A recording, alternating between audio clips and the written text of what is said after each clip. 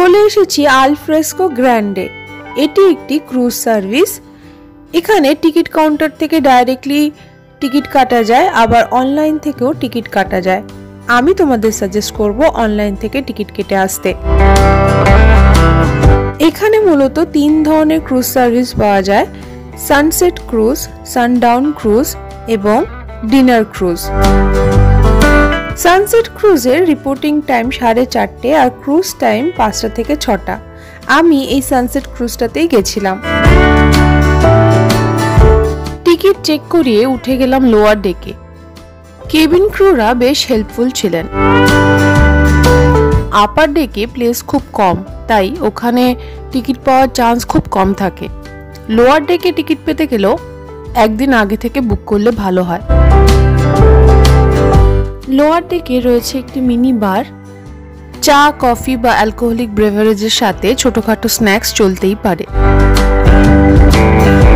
এটি হলো সম্প্রতি গৌহাটিতে গড়ে ওঠা আরেকটি আকর্ষণ, রোপওয়ে। এই রোপওয়ে থেকেও সানসেট ভিউ এনজয় করা যায়। লাইভ মিউজিক এনজয় করতে করতে ক্রুজ ছেড়ে দিল।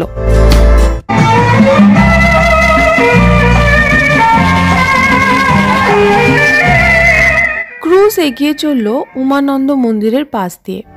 ব্রহ্মপুত্র নদের মাঝখানে মাজুলি দ্বীপের মধ্যে রয়েছে উমানন্দ মন্দির। প্রত্যেক সতীপীঠের পাশে একটি করে মহাদেবের মন্দির রয়েছে। জায়গা বিশেষে ওনাদের নামও আলাদা রকমের হয়। এখানে মা কামাখ্যার পরিপূরক হিসেবে মহাদেবের মন্দিরটি রয়েছে মাজুলি দ্বীপের মধ্যে, যার নাম উমানন্দ। ফেরিঘাট থেকে পার হেড হিসেবে বা পুরো বোট বুক করে এই উমানন্দ মন্দিরে আসা যায়। ব্রহ্মপুত্র নদের উপরে সানসেটটা দেখতে অপূর্ব লাগছিল। সানসেট ক্রুজে লোয়ার ডেকের প্রাইস হলো 600 টাকা আর আপার ডেকের প্রাইস ছিল 750 টাকা। সানডাউন ক্রুজ, যেটি এর পরে চালু হবে, তারও ভাড়া সেম। ডিনার ক্রুজ, যেটি রিপোর্টিং টাইম 7:30, শুরু হয় 8টা থেকে এবং চলে 9:30 অবধি। এতে ওয়েলকাম ড্রিঙ্ক, স্ন্যাক্স এবং বাফে ডিনার ইনক্লুডেড থাকে। গৌহাটিতে এলে সকালবেলা যদি কামাখ্যা দর্শন করে নেওয়া যায়, তাহলে বিকেলবেলা সানসেট রোপওয়ে থেকে এনজয় করা যায় এবং সানসেটের পর যে সানডাউন ক্রুজটা হয় সেটাতে ক্রুজের মজাও নেওয়া যায়। তাহলে একদিনেই 3টে ইভেন্ট কভার করতে পারো।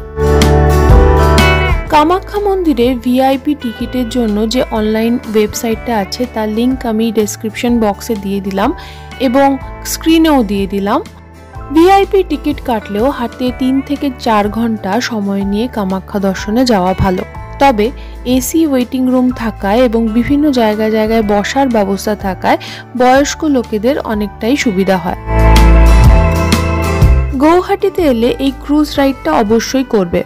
600 টাকার বিনিময়ে যে মজাটা হয়েছিল সেটা একেবারে অতুলনীয় ছিল। মানে আমিও একটু হাত পা ছুড়েছিলাম সেই দিন।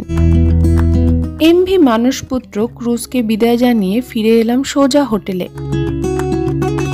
ভিডিওটা কেমন লাগলো অবশ্যই কমেন্ট করে জানিও। ভালো লাগলে একটা লাইক করে দিও।